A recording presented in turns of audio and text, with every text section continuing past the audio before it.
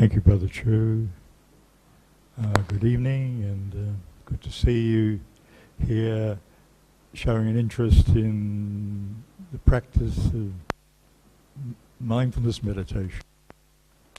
I just want yesterday evening we had a talk about the art of attention, and the question who I noticed is here again this evening queried whether the term attention was used in the text. And often when you hear a question, it's only later when you reflect on it whether you're given a direct answer, or as I did last night, I say, well, that's an alternative rendering. But actually, when you look at the text, Satipatthana is the Pali Buddhist term for this practice. The Satipatthanas, the four Satipatthanas on body, feelings, the consciousness and mental objects. And Satipatthana, we can say these are the four establishments of mindfulness, but Sati of course is mindfulness, well aware, but Upatthana, which is Satipatthana being a compound term, Upatthana means close by or attentiveness. So being attentive, paying attention, is an alternative translation of sati, paying attention. And this is what mindfulness is. It's essentially meditation. Mindfulness meditation is essentially an exercise in training the attention. And so mindfulness is very simply paying attention to what you're doing. I just this evening want to bring it down into a more everyday, mundane sort of context rather than highfalutin, very rarefied, intensive practice. And that's why we'll discuss situational mindfulness. And in situational mindfulness, it can be brought down into ordinary, mundane, daily routine. Nothing special. And that's the great challenge with mindfulness. It's not that it's something esoteric, rarefied. It actually, the Buddha, in the text itself, says it can be used especially for everyday life. He said, mindfulness, quote, is useful everywhere. It's not something that you need special equipment or place. It can be used when you're in the supermarket, as you're getting around in your daily life, in your ordinary, everyday routine. So that's what we wanted to have a look at this evening. In whatever situation you're in, can be applied. But it's a practice. The practice is developing the skill, And it's so people separate it out into something you do in a retreat or in a rather than what you're doing in your everyday life. So, alternatively, if you're not mindful, if you don't have presence of mind, then it's mindlessness. You're living an automatic life, and there's consequences of that. That you live in a sort of distracted, wandering mind, not very present with what you're doing. It's what we say is you're on automatic pilot. You go through all the motions of doing things, but actually the mind, you're not with what you're doing as you're doing it, but more you're inclined to sort of, you just sort of get on do the routine, and your mind can be not attending, not being present, but wandering. So we have many distractions in our life, and one of the major things is that we're constantly preoccupied with our narrative, our internal narrative, our story. We're piecing together all these because of our life, but we weave it into the autobiographical self. So if you listen to your thoughts during the day, without making any judgment, it's all about me, isn't it? What I've done, what I haven't done, what I should have done maybe, and on it goes. There's constant self-talk going on, which is, well, as I say, all it's doing is, making a person, a personality. When we see that's just a construction, there's no reality necessarily in that. You're just creating a story, and you believe it, or you believe what you want to believe. The negative stuff you don't want to know about, and so you become the hero of your story, and the self-talk goes on and on and on. So, but those consequences could be negative. It tends to be unwholesome, and it causes unhappiness. Because we're in this constant internal dialogue, and that leads to unhappiness by default. If we can break that circuit, and the way to actually connect with and break that circuit of this constant internal chatter, the wandering mind, is to start noticing what you're doing. Nothing much more. You notice that this is round and round it goes about oneself and one's doings. So the first is to notice, is to be that that is what's happening. And that will allow you, if you are noticing, condition that tendency for the wandering mind, because you start focusing. Once there's active attention, it deflects. I think the microphone is sort of going on, it's playing up. I blame the microphone, it's not me.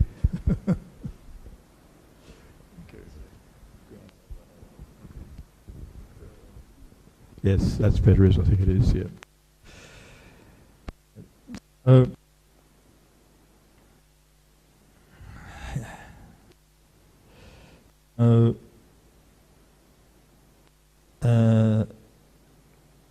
How to work with the wandering mind and its distractions? Well, firstly, the distractions are essentially about emotions that one is experiencing, the emotions that come up. Some event comes up, and we get lost in some emotion. The mind plays with it, and it can even become quite obsessive. So emotions is one of the great distractions.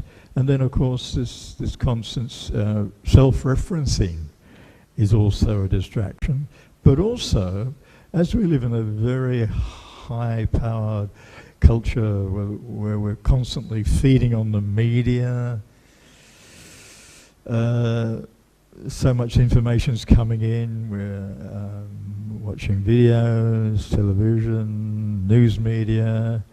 That is also where there's what we say, there's hyperactivity, there's a lot of preoccupation with the media, and so the term they use is information overload. So the mind is constantly agitated with all this stuff that we're putting in, and we're feeding on it, and what we find quite difficult, and the way you can torture somebody is for nothing to be happening.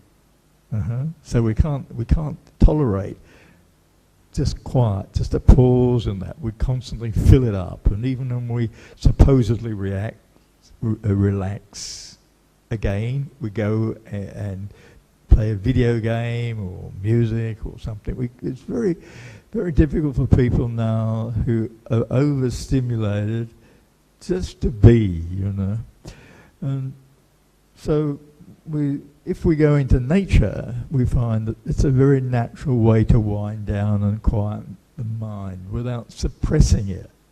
We're not at all suppressing it. We want to watch the mind. We want to watch the mind, but not being identifying with the content constantly.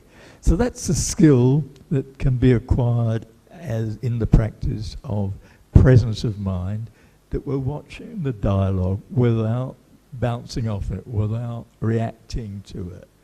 And slowly, slowly, we can watch the thoughts come and go without just seeing them as just thoughts, natural thoughts. But we're not blocking or suppressing or inhibiting the thoughts. We simply become aware that there's this internal dialogue going on, and you'll find that you can create a space. There's more accepting and allowing the thoughts to come without following them through, just their thoughts, but not making these automatic associations with them. So you'll find too, another way that we get caught up in this internal dialogue through the emotions especially is the feelings. We're not noticing the feelings. So when we see, hear, smell, taste or touch, or even as we think, there are feelings. We can know that there's particular feelings happening when we like something or dislike. And you'll find with every sense impression, seeing, hearing, smelling, tasting or touching, there's a feeling tone. Pleasant, we like it. Unpleasant, don't like. So liking, disliking is happening all the time. And we're not noticing it. And those feelings, pleasant, unpleasant, or even neither pleasant, unpleasant, that is, indifferent feelings, they are conditioning us. So if it's pleasant, of course, we want them more. If it's unpleasant, we're pushing away. So in fact, we're pushing away and pulling in. And they're in constant play. Even as you sit here listening, you're not doing, I think, much. I guess you're attending, you're being attentive, but other than that, there's some feeling going on in your body and in your mind. Whether it's your physical feeling and sensations in the body, is it pleasant? Is the temperature in the body pleasant or unpleasant? Is what you see pleasant or unpleasant? Pleasant? Is what you're hearing pleasant or unpleasant? What you smell, taste and touch, is it pleasant or unpleasant? So the practice of being mindful is monitoring those feelings in any of the sense doors. And that doesn't require that you're sitting down cross-legged in a static position. You can be walking in the supermarket. There's much, you're looking at all these goodies there, pushing around your trolley, and you're attracted to some fancy label or some item there constantly. You like it, or you don't like this one. So it's simply a matter of monitoring your feelings throughout the day. Actually, people say they're bored, but there's so much going on as far as feelings, just simply feelings going, and those feelings then induce some mind state. So it's mostly pleasant feeling, of course. It's a pleasant or positive mind state. Also, one can know one is getting around in the daily routine, the mind state.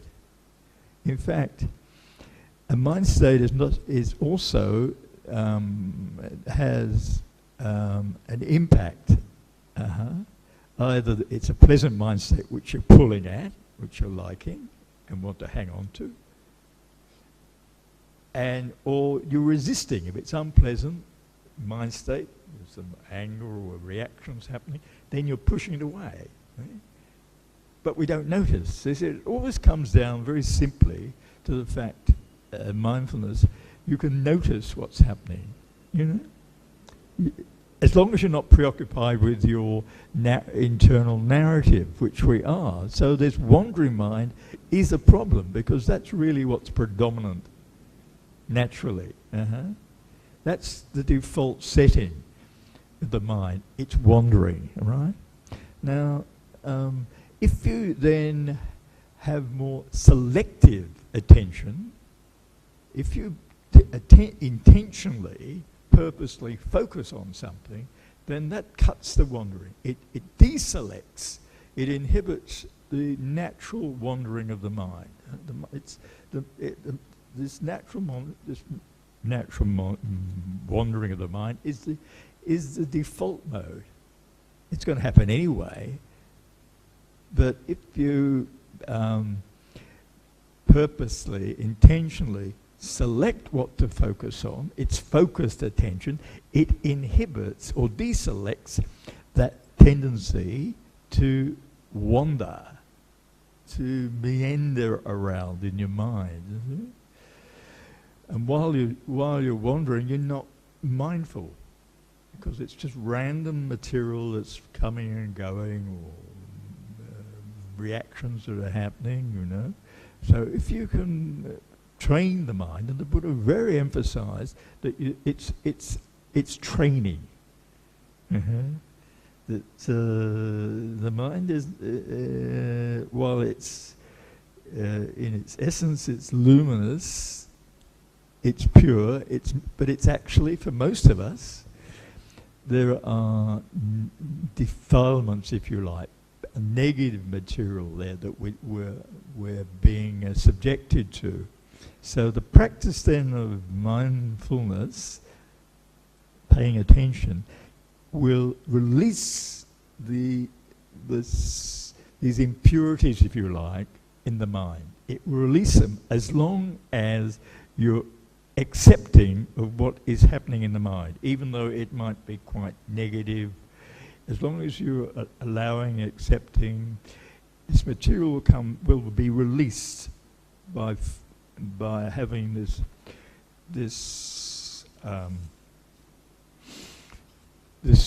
focused attention.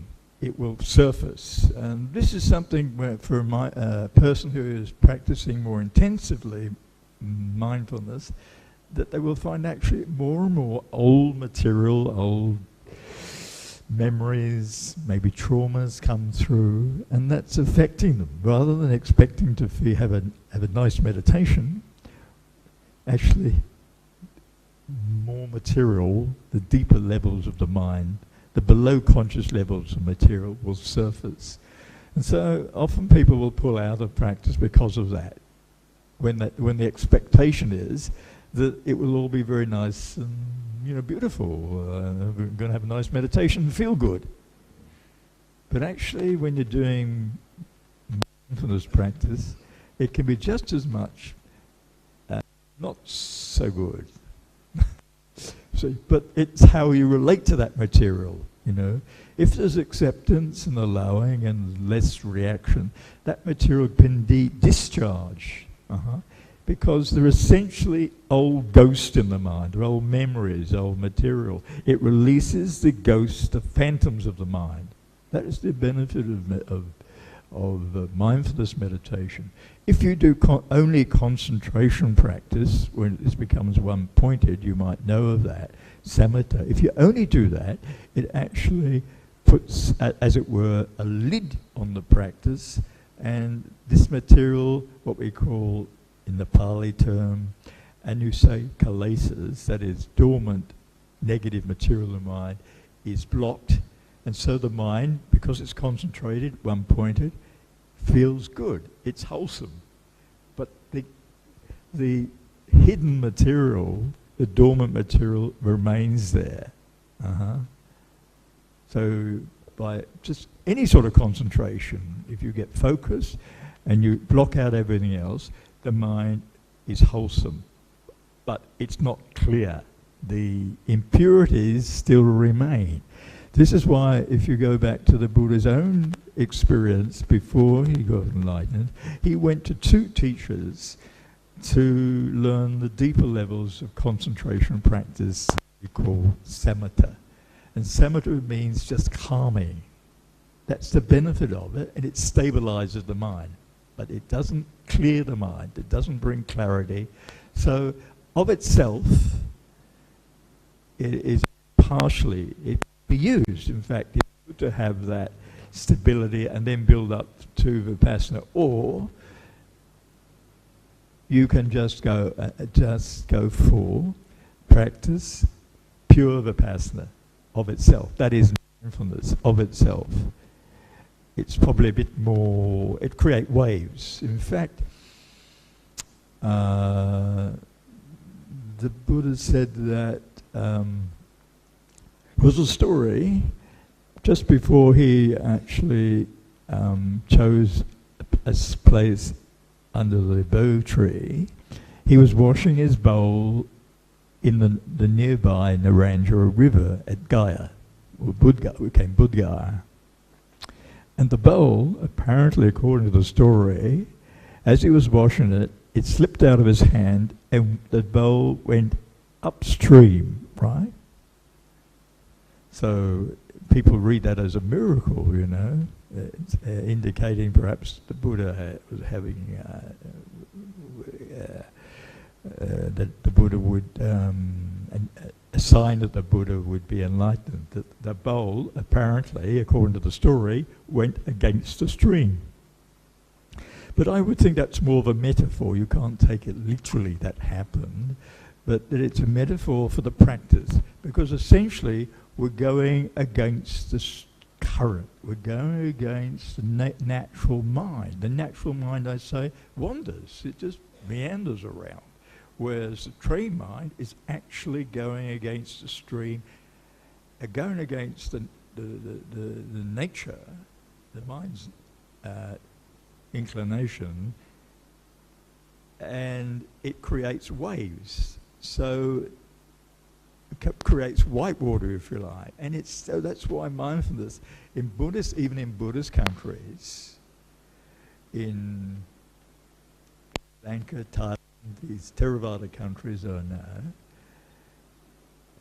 very few people, until it was revived in Burma for the Mahasi side or practice, they all went to the samatha practice. In the forest tradition, which I practiced in Sri Lanka, they all were doing samatha. They weren't doing mindfulness because it's not easy, because you're going against the current, you see? You're going against the natural inclination of the mind. See? You're going to create waves. So it's very nice if you can concentration up, fix concentration, one-pointedness, you feel good. You get very positive effects. And so that's why meditation in a general sense is quite popular in the West, because you can induce a calm, positive state, temporarily only, whereas mindfulness, the Buddha said in the text, the set of instructions the Buddha gave in the Satipatthana Sutta, the Buddha said, this is for the purification of beings, you see. So the purification comes through the actual practice of mindfulness, when you have to face and accept that it's going to dredge up, as it were, negative material. Now, so it's very critical how you relate to that material. There might be anger there might be pain, and all this negative things. But if you accept it, it will decondition the mind. It will clear that off. It's an important process, this purification of mind. It's not something which will happen miraculously, instantaneously. It takes application and perseverance and practice. It's a long-term thing. I mean, there's exceptional people whose minds are very clear, but you know, for the majority, it's not so. You know, you've got to spend some time, quite amount of time, really, realistically, in the practice of mindfulness to purify the mind itself.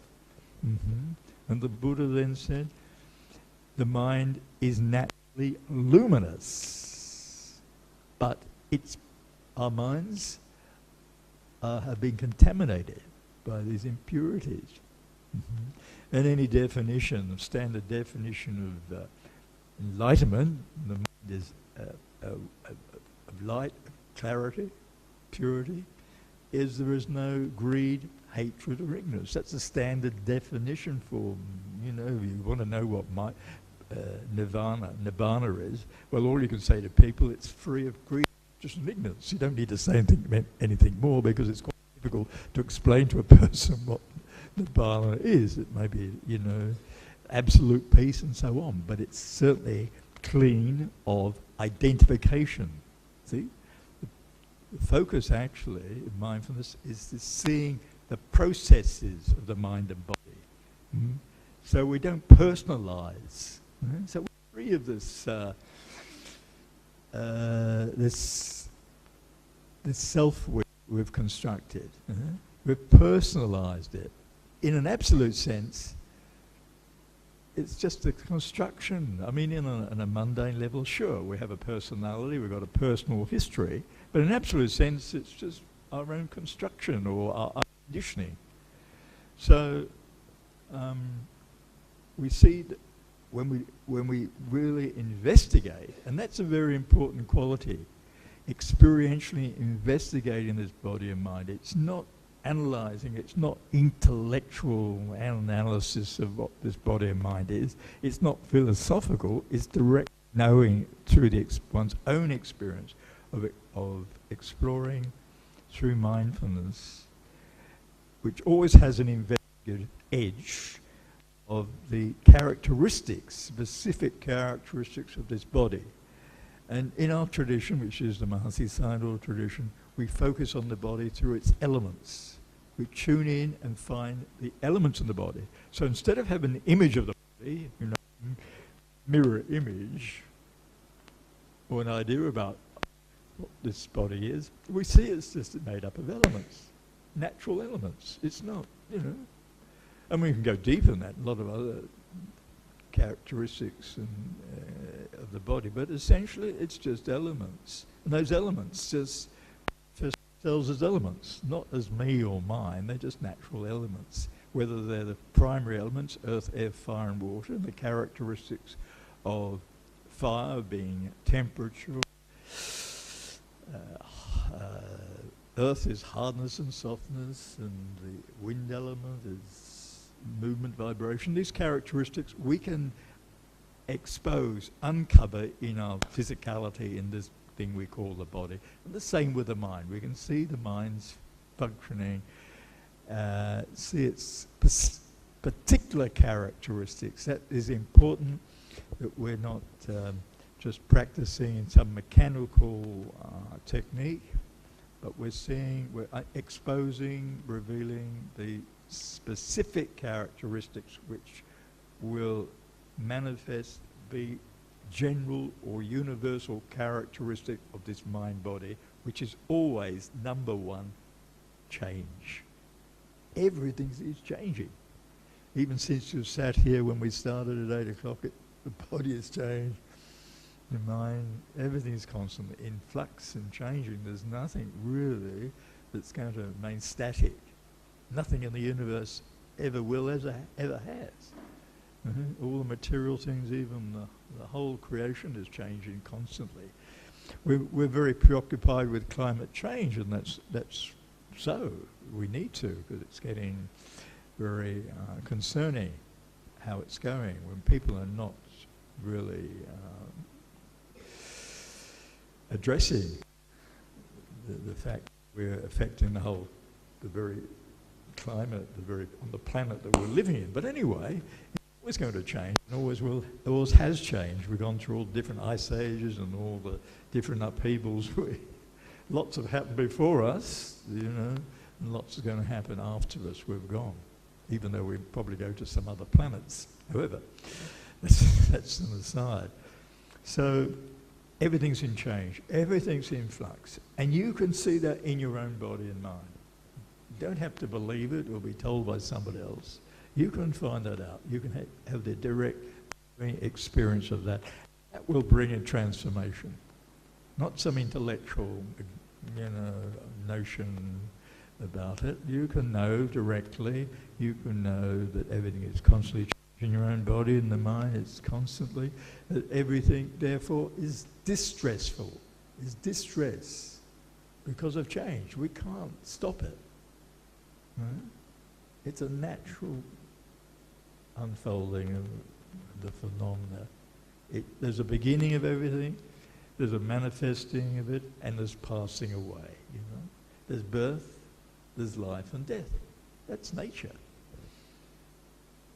You know, we go after the use, you know, but we can't keep our appearance forevermore. The whole thing's going to break down if we live long enough. You know, it doesn't matter if we get spare parts, new hips, new hearts, and everything else. Eventually, it's all going to break down that and go through the cycle. Mm-hmm. So, and we see if we actually have some insights, which is the outcome of mindfulness, we will see that these are just processes. And they are just something that people don't like the notion of. They're impersonal. They're just impersonal processes happening. And that's what we can say when people talk about, you know, the Pali terms anatta. What do you mean by anatta? Well, you can have a great philosophical discussion of what we mean anatta, or you can go to the text and read all about it. But you can have the direct experience of yourself, whether you can explain it or not, but you've experienced just processes in the body. So that tendency to identify, to cling to this body-mind, to the body itself, the Buddha said, these groups of the body, the perception, what you recognize, the feelings we identify, cling to, and as I've been saying, especially the whole mental constructs we create, the story about, we identify with that. So, and that's us, that's it, isn't it, really?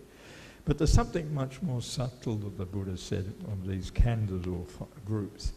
It's the knowing itself that we don't notice, because it's just there. There's consciousness, and here we are again, waking consciousness, and off we go again. You know, and we're identifying unknowingly with a consciousness. Now that's a very subtle thing. You see, you're hearing now. There's also the knowing and the seeing, and there's a knowing of, touching, the knowing, all the senses. There's also the consciousness of. You see? But we don't notice, you see? And if we don't examine, if we don't investigate, so what sort of a life are we living? You know? We're just living on a superficial surface, superficial life. By default we suffer. Because we're resisting, you know, we get old. We can't maintain our financial position or our work, we lose employment. You know, everything is changing and coming and going. There's no ultimate control. I mean, you can discriminate. If you've got more clarity, you're more likely to do that. You're not so much just buffered about by circumstances. So we come back, you know, in I don't want to get too airy-fairy about, you know, esoteric things. We just come back down to earth, and we can look at what we're doing in our everyday, ordinary, routine, mundane existence. Can you do anything? You just notice, watch the thoughts coming and go, the feelings during the day when you hear, smell, and touch. Are you noticing, monitoring the feelings during the day? The mind states. I mean, you haven't meditated, have you? I mean, you haven't sat cross-legged all day. You haven't gone to the temple or retreat. You've been just noticing. So I just want to read to you from the text, because I'm careful that we should refer to the text, you know, not just what I'm rambling on about, but in the Satipatthana Sutta, the 4 establishments of mindfulness, in the first section, which is on the body, well, the 4 are body, feelings, the consciousness, Chittanupassana, and Dhammanupassana, which is variously translated as mental objects. Could be thoughts, ideas, concepts, ideas. So in this, what do we call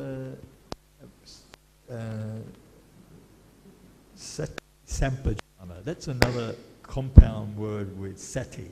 Sati, mindfulness. Sampajana means either it's been translated full attention, okay, or clear comprehension. And that's what very important clear comprehension is as far as mindfulness goes. Because you can listen to a talk or read something or whatever, or watch a video, and if somebody questioned you, you might say, I don't know, it just sort of went through the mind. Like, I don't know anything about, it was sort of vague. You might know the title. What did you hear? Was any comprehension? I don't know, at school there's always comprehension tests, So you're compelled to pay attention and try to pick up the theme of the story or the characters or the outcome, But much of the input or what we observe, it just goes in one ear as we say out the other. There's little comprehension. And this is this mind that's this sort of floating around, wandering around. It's not actually activated. It's not present. Without presence of mind, you're living a very automated. You need to, for your own benefit. And because we're always in relationship, we can't get real relationship whether we like. Even if you were a monk or nun sitting out in the forest meditating, you're still going to relate to something. You're going to relate to the people who support. We're always in relationship. It's all interdependent, interrelated. So coming back to just the everyday mundane aspect of practice, and in the text the Buddha's saying to his monks and nuns, when you get about, I'll read it, when you are going forward or while going back, he or she does with clear knowing. While looking straight ahead or while looking elsewhere, he or she does with clear knowing. While bending or stretching his or her limbs, he does with clear knowing. While carrying the alms bowl, while wearing the robe, he or she does with clear knowing. While eating, drinking, chewing, and savouring, he or she does with clear knowing or full attention. While urinating or defecating, he or she does with clear knowing. While walking, standing, sitting, falling asleep, waking, speaking, or when remaining silent, he or she does with clear knowing or full attentiveness. Attentiveness, you see? That's it. That's it. So the Buddha is not saying anything. He's emphasizing the continuity of this attentiveness, see? Or mindfulness in all daily activities. He's not saying it's special occasion or... It's just, when you go to the bathroom, when you get about, going from A to B. That is the emphasis in the Satipatthana Sutta. And there's many people, especially in Sri Lanka, who can chant this in Pali backwards. But you ask them whether they're doing it, no. It's become a pirate. It's something to the spirits, It's nothing to do with that. It's only a set of very, very practical instructions on how to do it. It's not a holy text. It's not a magic formula. It's just how to do it, that's all. You know? Sure, it's given by the Lord Buddha, but he's giving very, very down-to-earth instructions how to be mindfulness in your everyday life, in whatever you're doing. That's really for me, that puts the cap on it. It doesn't have to be done in a special place or need any special equipment or situation. It is whatever situation you happen to be in. And you're monitoring the body movements. Actually, the body is the best, because the body, it brings you down to earth.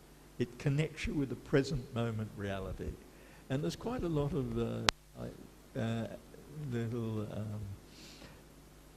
if like, ways to bring yourself down into the body, because we tend most of the time to be up in our heads, don't we?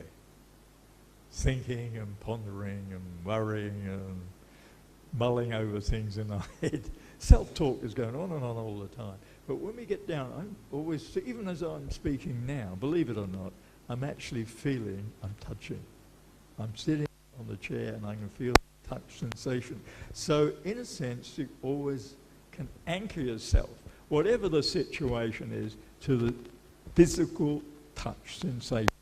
Whether you're standing up, sitting down, or lying down, you're touching. You can feel, as I feel now, because I don't have to think. If I think about I should be mindful, it'll just be another thought that comes and goes.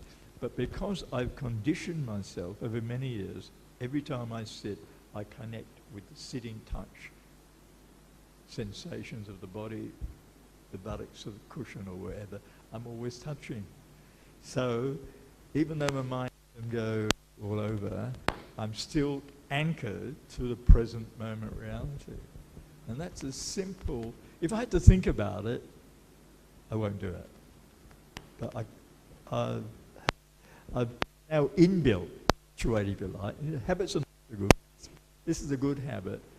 It's become inbuilt. So I'm sitting here talking, I'm hoping I'm making sense, but anyway, I know I'm here. I'm not wondering, what's going on outside or what's some event that happened during the day. Present. And that's mindfulness. Presence. It's as simple as that. I mean, people, you can't necessarily expect 100% all the time. And people do have that, okay, we lose it occasionally. You've got to be, don't strain yourself, don't stress yourself about it.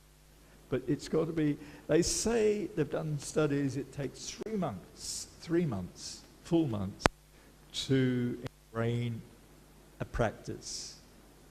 If any time during that 3 months, you so I'll do it tomorrow or when I'm feeling better, you've got to do it.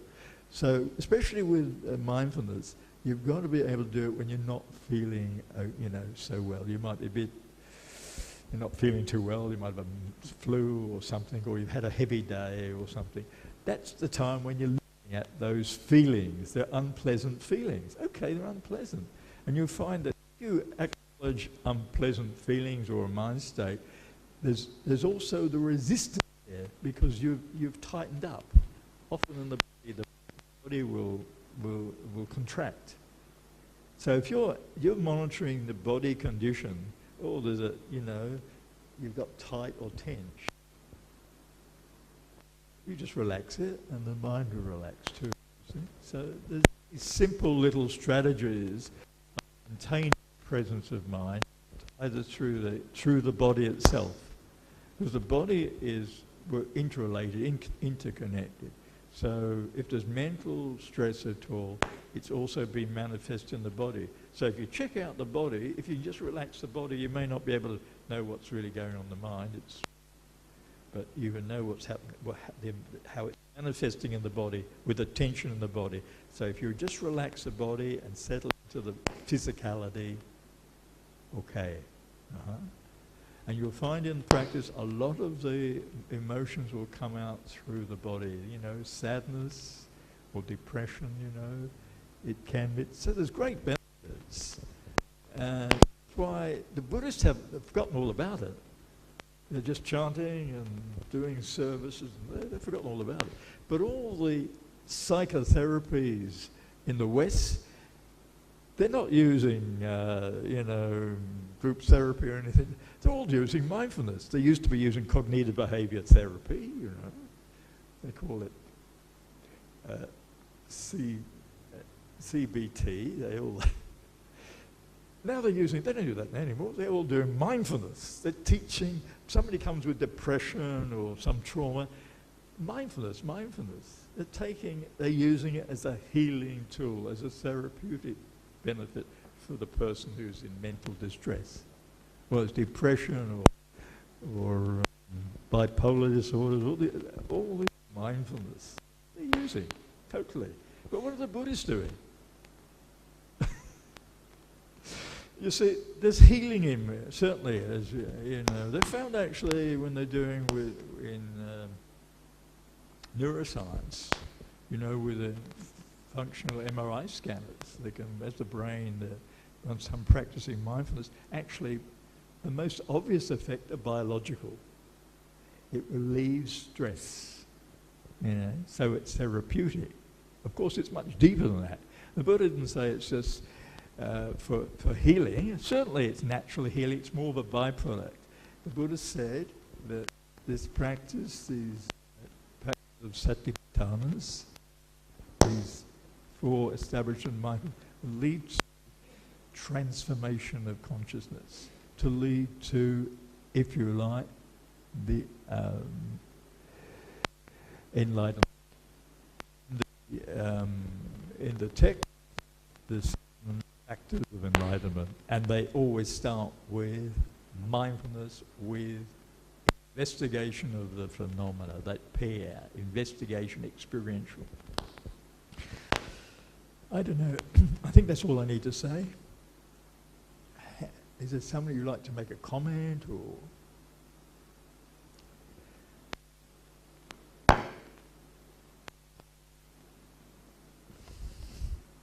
Okay. Anyway, it's not about saying all about it. It's really actually doing something, actually trying to do it.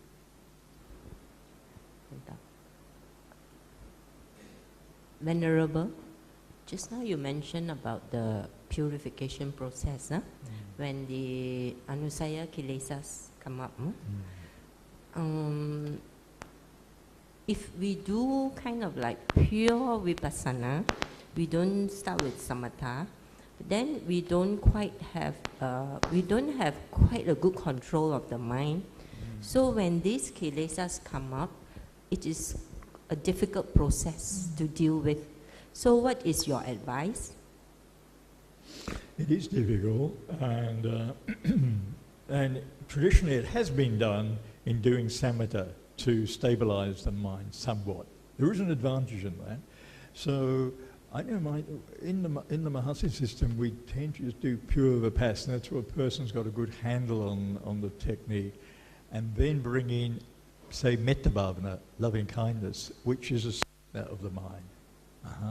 And that will, especially the emotions, the negative emotions that rise, that is a way to settle the mind, to stabilize the mind. And I'm finding one of my teachers now, especially when he goes west, Westerns are more upfront with the emotions. I'm sure everybody has the emotions. We're more upfront, and we'll report that we've been anger or the sadness or these sort of more negative emotions. And so the teachers, and even in the Mahasi tradition, which is really a pure Vipassana tradition, are presenting more metta, loving kindness. It's essentially a sweetener. It's sort of, from a Western psychological point of view, it's more auto-suggestion, more positive things. So, but the problem with that is, if you do samatha, you feel good, so you're less inclined to work with negative material. In fact, essentially you're pushing it down, you're blocking it. So yeah, most definitely in just doing pure Vipassana, you have to build up the ability to accept whatever arises. And essentially what you're doing, instead of suppressing it, you're developing, by working with the emotions and unpleasant feelings, physical or mental, you're building up more acceptance and equanimity, right? Which doesn't necessarily come with if you're just feeling good and stopping at that. You're tending to build up, to some degree, more and more equanimity, more balance of mind. So the difficult thing arises, it's there, you know. And if there's no resistance, no trying to block or suppress, it will pass. What you find in pure Vipassana, very naturally things are changing all the time.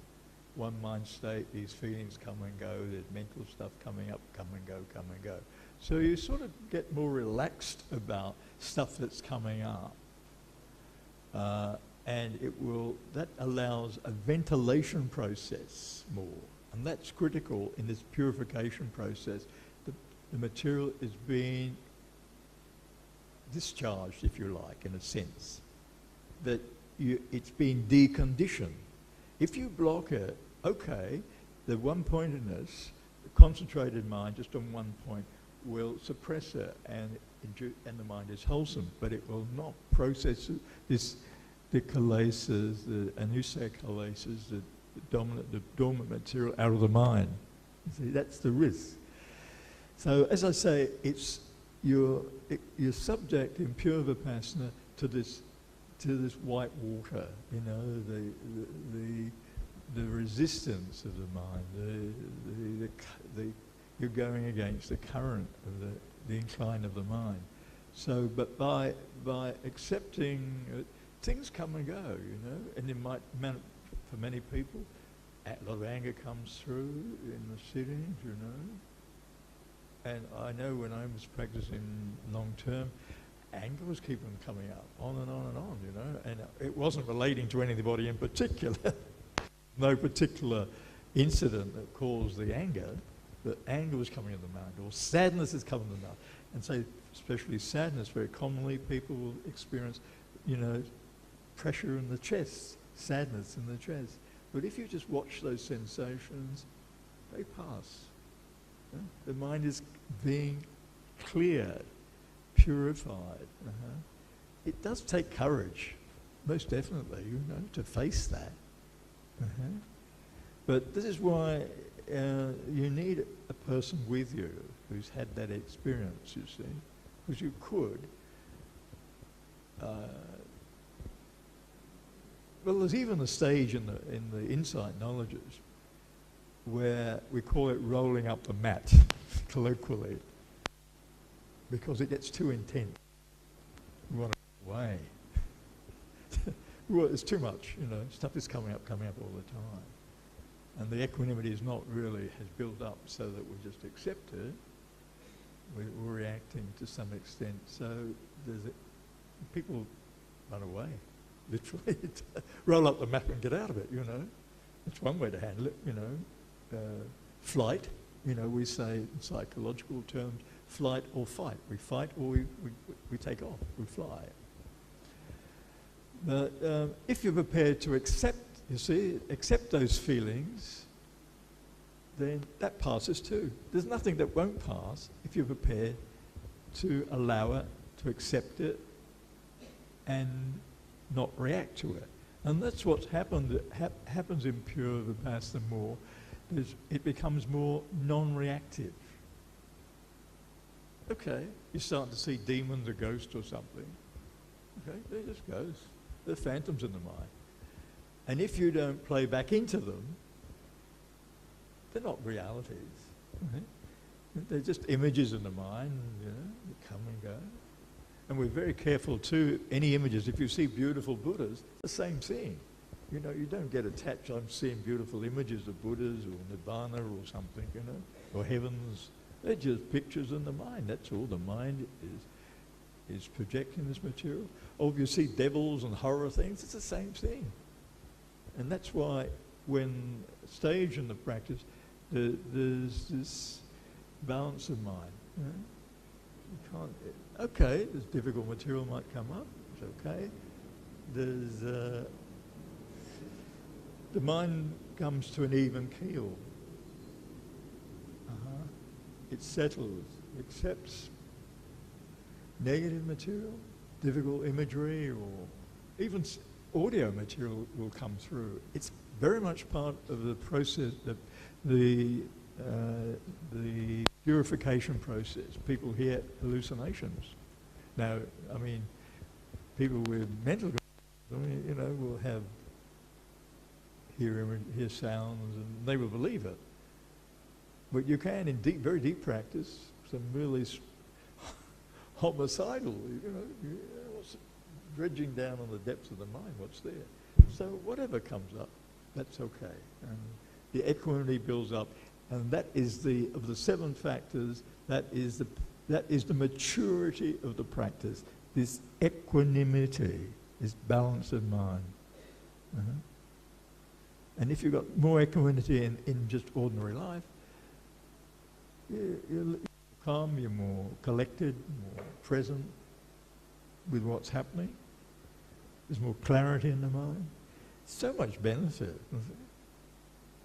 But what are Buddhists doing? It's there. The teachings are still there. And there are teachers and people you can practice with. So that's a good point. How to work with the impurities that arise in the mind. How to relate to them. And that's all the matter that you're just simply an impartial witness. It's a witnessing. Pure witnessing, that's all. Simple terms.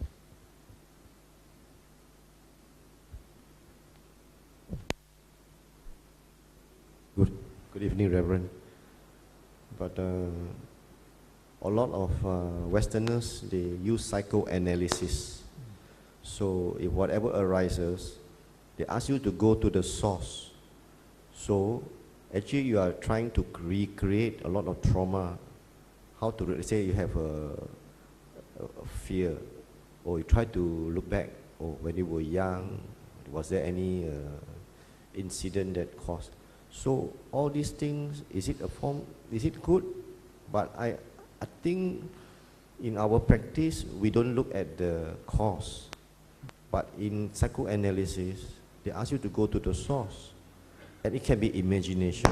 And it's getting worse. Instead of getting better, it's getting worse.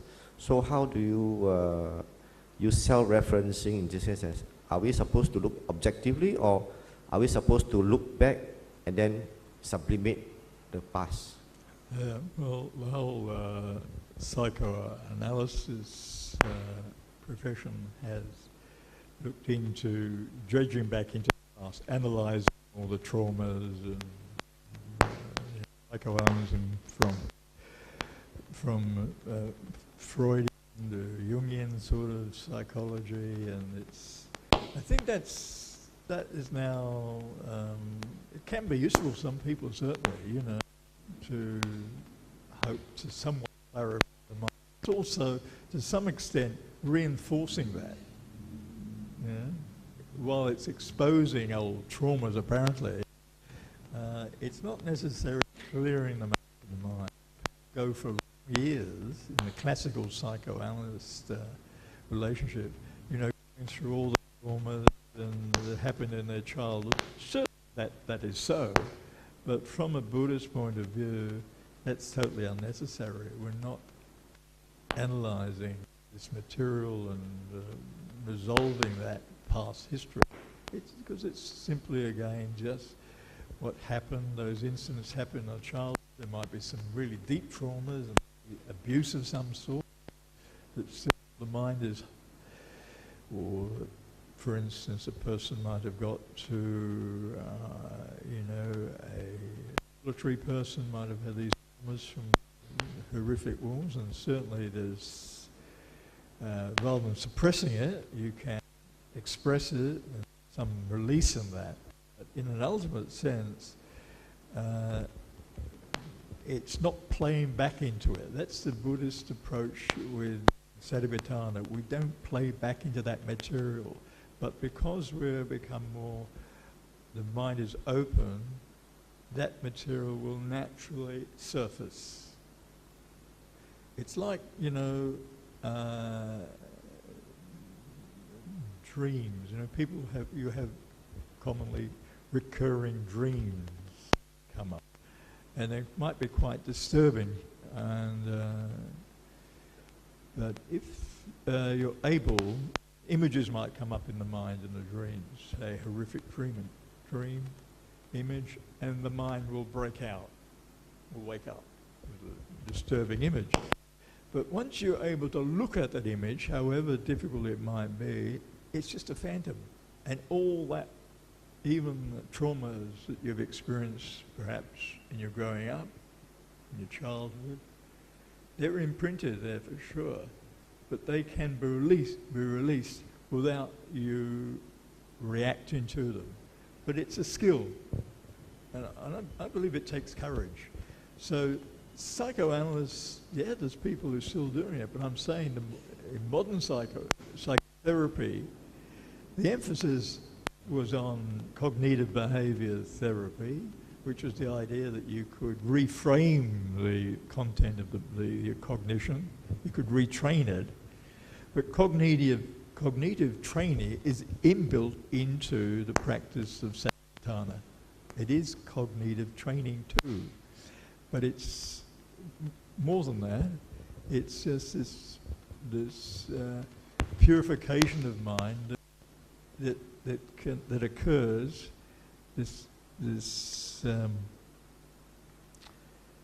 cleansing of the mind, this discharge that is deconditioning the mind.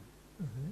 One of the things that comes up in practice is the cause of the suffering. You would know as Buddhists, the Buddha in the Four Noble Truths said, the cause of distress, dukkha, and there's not really a good translation for that. You could say unsatisfactoriness, but maybe distress or suffering has connotations we don't use in the West. It's just all negative. But distress is there for certain.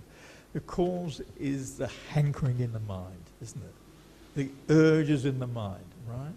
It's very powerful. The biological urges certainly too, food and sex is a biological thing, to maintain our organism. The biological urges in the mind, but there's also the urges we create ourselves. But you'll find in Satipatthana Vipassana that you can look at the urges in the mind in a very simple way. It deconditions the mind. There's less we call it the addictive mind, the addictions we have, whatever it might be, maybe some food or whatever, or alcohol or smoking, all these sort of little addictions, or cravings just for attention and these sort of things. These urges in the mind are very strong, very deeply ingrained biological urges, and when you practice, they come up. And they could be simple things like, okay, when you're sitting there, you get an itch. There's a very trivial example, right? There's an itch, there's an irritation on the skin. So very naturally, without thinking, there's an irritation and we scratch, right? But if, as we're sitting in a meditation posture and we can't move, it's possible to, acknowledge the itch, but the actual primary thing is the urge to relieve it. So if we don't react to the itchiness of the skin, irritation, but notice the urge, every time we notice an urge without playing it out, without reacting, it's deconditioning those urges in the mind, that impulse in the mind. It's deconditioning it if we're present, if we notice the urges. You see? So we're deconditioning slowly. We're cleaning the the desire which is cause of suffering, as you know, the urges of the mind. In fact, we have a saying, we're surfing, when you're practicing, we're surfing all these urges that come in the mind. You know, especially if you're doing a more into more austerities or, very plain food, you urge for sugar for nice taste. But you just notice it, and it passes. So you're deconditioning the addictions, the urges, the impulses in the mind. So you're clearing the mind of that. Otherwise, what are you doing? The more and more you play out the urges, you're more conditioning, and then you're caught in it. Whereas if you practice mindfulness and you're noticing these urges, just noticing, you don't have to do anything about them, but just the actual, you don't have to interfere. That's the thing about Vipassana. You don't, as you say in psychoanalysis, you're actually interfering with it all, playing with the content, trying to resolve it, surely. But in Vipassana, you just observe those urges. You see those feelings, of pain, and it's deconditioning. So you're free. You're actually able to access the cause of the suffering. That is the main power, the deep power of the Buddha's practice of mindfulness. So the mind is freed of the urges. It becomes luminous. As it is, the Buddha said, the mind is actually luminous. It's just these urges, these impurities, that's causing the trouble. And we've got the teachings, so we just have to implement them, that's all. And if we did it in our everyday sort of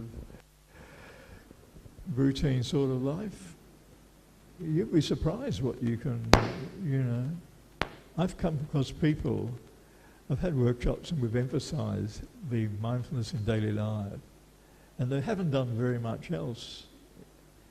And I'm surprised the depth of the practice some people have been able to achieve just by applying this very simple presence in whatever they're doing, whether it's a domestic chore or getting around the place, going shopping, wandering in the park, taking the dog around, whatever, anything at all, everything.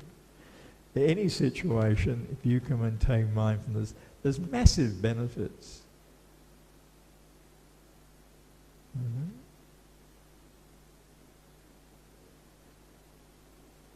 Anyway, I think that's enough.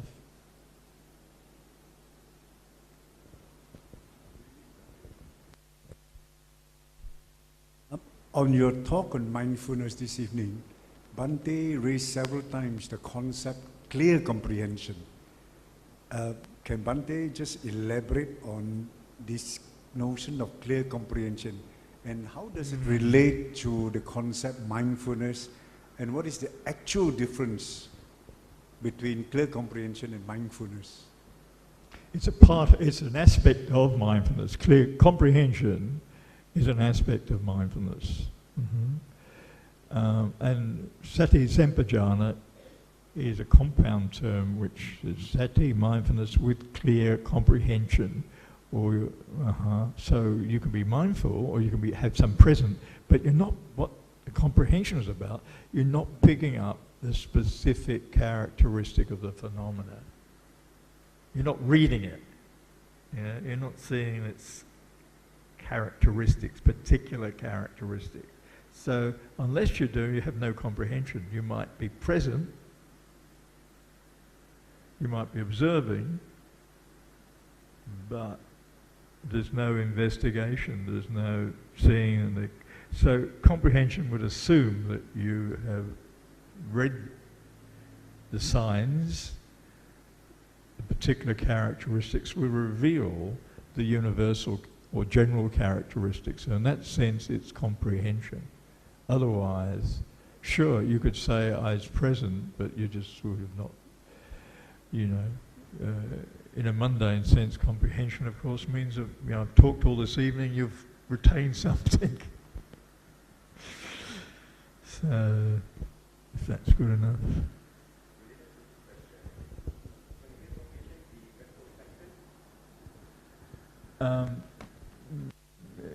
Yeah, I guess it can to some extent, but it's not direct knowing. It's more reflection, and it has some value, certainly, but more experientially, the comprehension is direct knowing, not so much as reflecting back, and because that's more the thinking process. It's more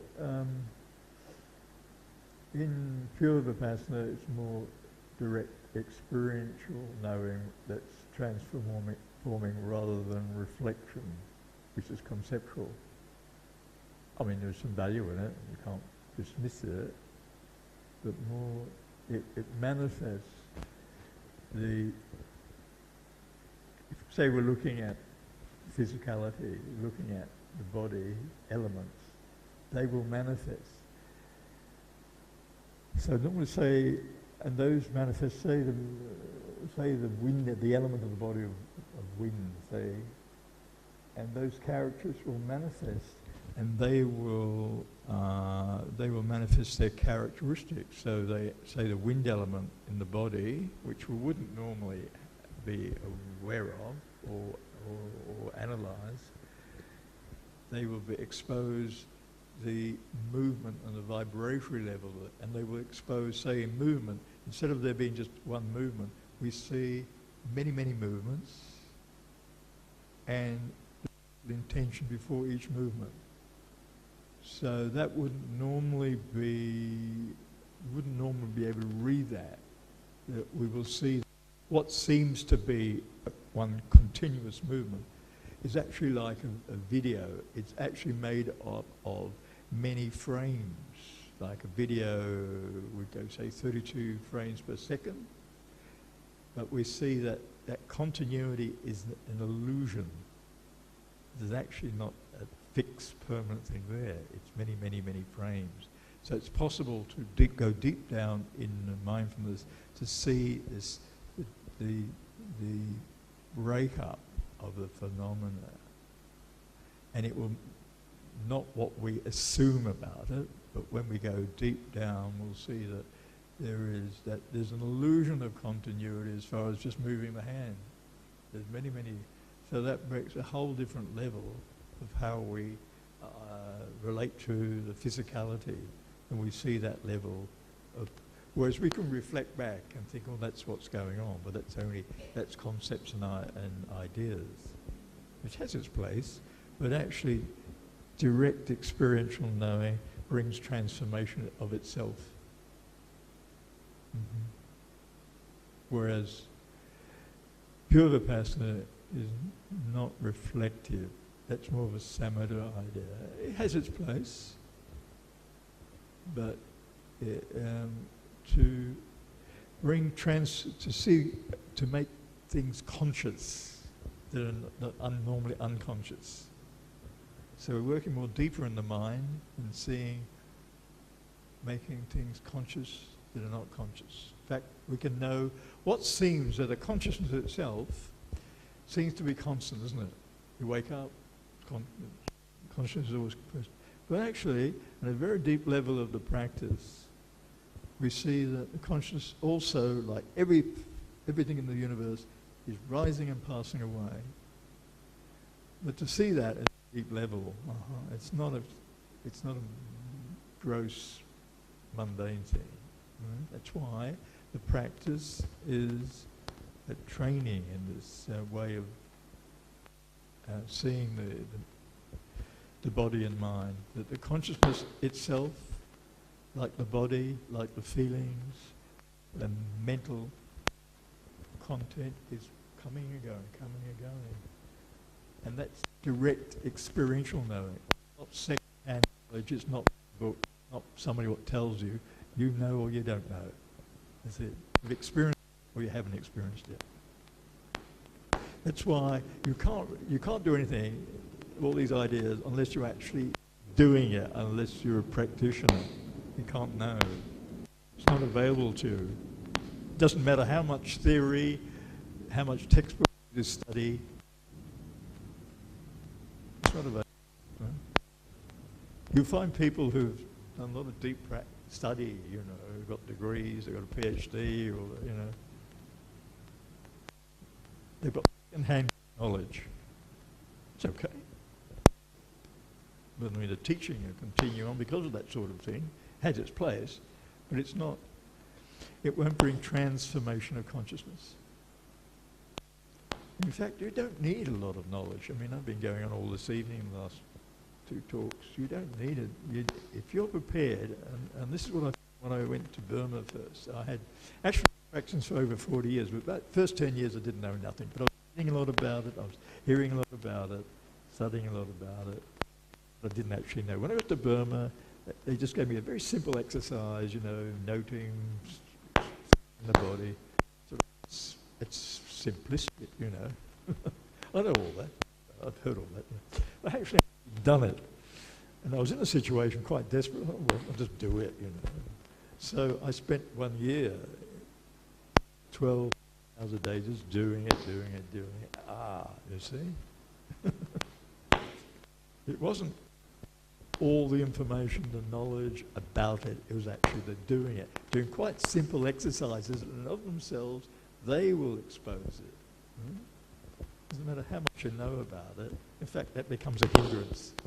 It becomes a, you know, you're ready to know, you're knowledgeable. You know, but you don't. So a person prepared, which I was in my desperation, just do it. It's okay, that's how it goes.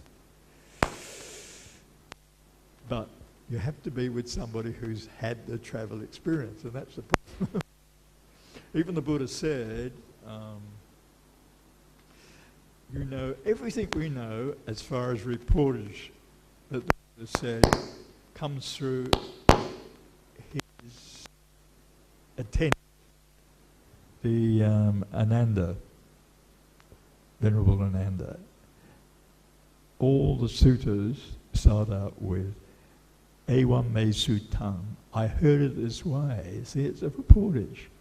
Now, Ananda spent, 45 years as attending Buddhism. And if the Buddha was indisposed, he was not able to give some talk or instruction, Ananda would step up and give, you know, a talk.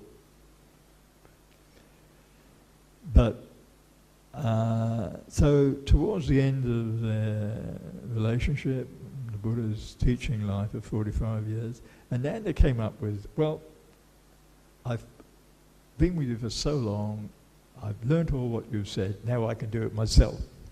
No problem, you know, I've got all the information. The Buddha said, not so, Ananda, unless you have a Kalyana Mitta, that is, a mentor, a guide, you can't know. And yet this person was at the first stage. He'd already made the breakthrough. He hadn't been fully enlightened, if you like. But the Buddha checked him and said, no, you have to have a guide.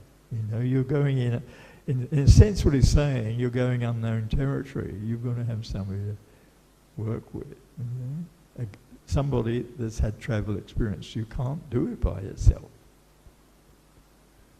It doesn't much how much. I mean, if anybody knew what the Buddha said, it would have been Ananda. And yet Buddha's telling him after so many years, when he hadn't made the final breakthrough, he needed a guide, a mentor. Yeah? And that's the most difficult thing actually in the practice. Most certainly you can do mindfulness and get a lot of benefit, but the very deeper practice, you need somebody to work with. You know, so, and surprisingly, that there are people around, and I found that when I went to Burma and worked with the masters there, that was the way. I wouldn't have had a clue otherwise. It didn't matter how much knowledge I had about it, it was actually a simple doing with a person who has that depth of practice, who knows where you're at and can guide you and mentor you. So that's important. Anyway, should leave it at that, I think.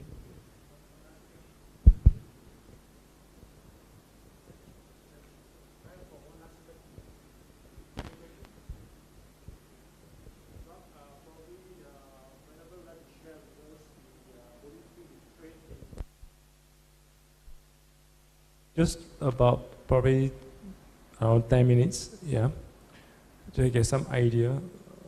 Thank you.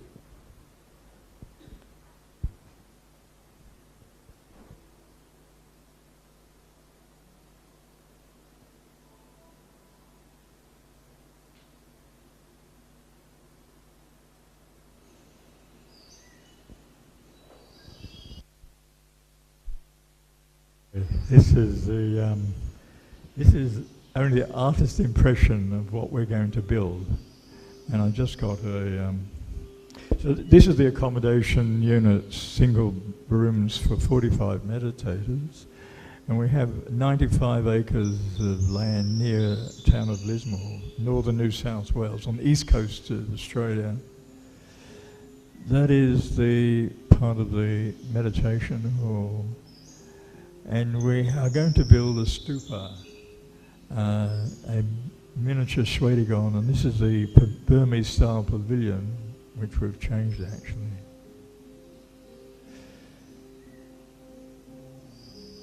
We've changed that actually. But anyway, that's now enclosed, and that will be one of the first buildings.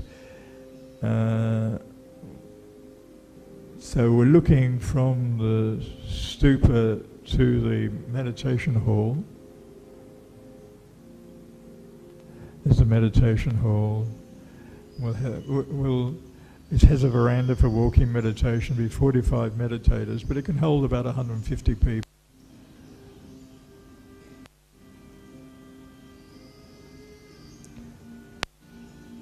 This is showing the dining room and kitchen, an office.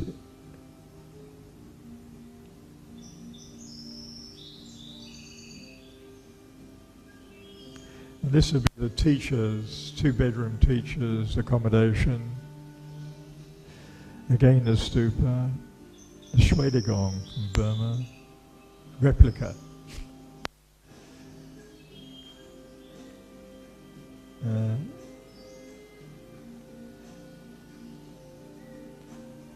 There's a picture of it.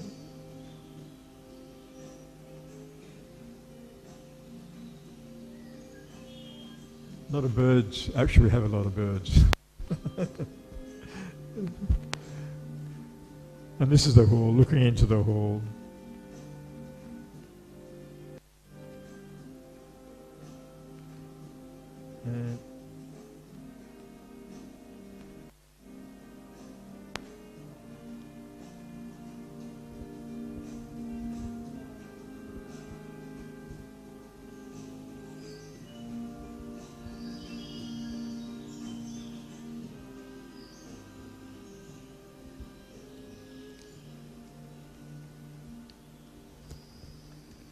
So here's a bird's eye view of the retreat complex.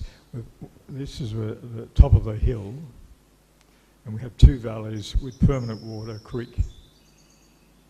And we have a base of a 2-bedroom house, and I have a kuti, and so we've established, this was on a rundown farmland in subtropical area, and we've been rejuvenating the land. We've planted it since we've been there for now 9 years. We've got the permission, which is the most difficult thing in Australia, to build a complex, and we will be. It's 8 stages. It's going to cost something like 3 million. It's quite a challenge, but we have enough now just to start the first stage, which is a 2-bedroom accommodation for with wheelchair access, a what we call now a pavilion, enclosed pavilion, which will be the temporary meditation hall.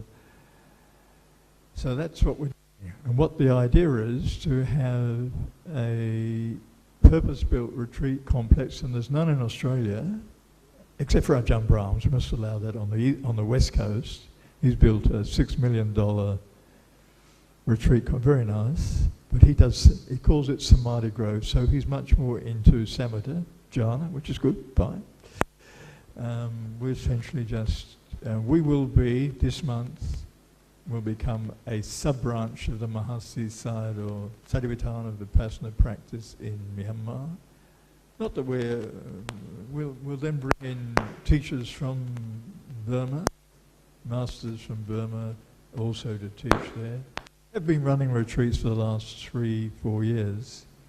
I have other Western teachers, Canadian monk, and an old friend of mine, Patrick Kearney, who's also a Vipassana teacher. So we run short retreats at the moment, 10-day retreats and workshops, weekend workshops. So we've got a teaching program going, but essentially they need purpose-built proper facilities for people.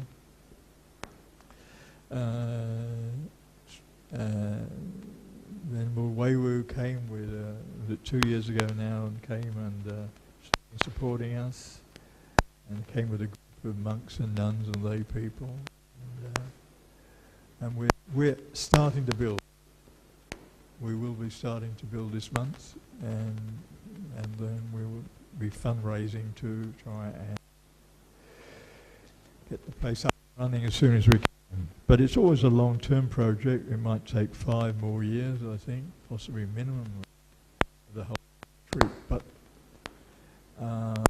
we have managed, which is the big hurdle in Australia, to work through all the bureaucratic regulations. We've managed that with the help of friends. So we material here that you might want to distribute. It will benefit people, because what's important, we have deeper practice. In the West, people just do 10 days short term. We need at least some people who are able to do long-term deep practice. But the practice won't survive. The practice side of it, the text will survive. Unless we have more people who will mature into teachers or practitioners who can do the deep level of the practice. That's the most important thing. That's the reason why we've set this. It's not a temple. It's not a devotional center. It'll be a Satipatthana intensive retreat practice. That's how it's going to be.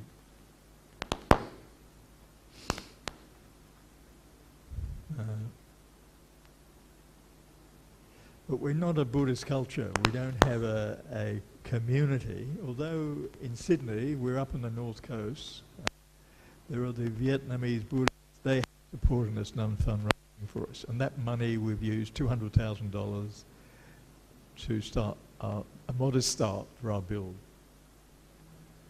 And hopefully, if we can get the build done by February, first part of it, then possibly. It's no good already brochures and videos.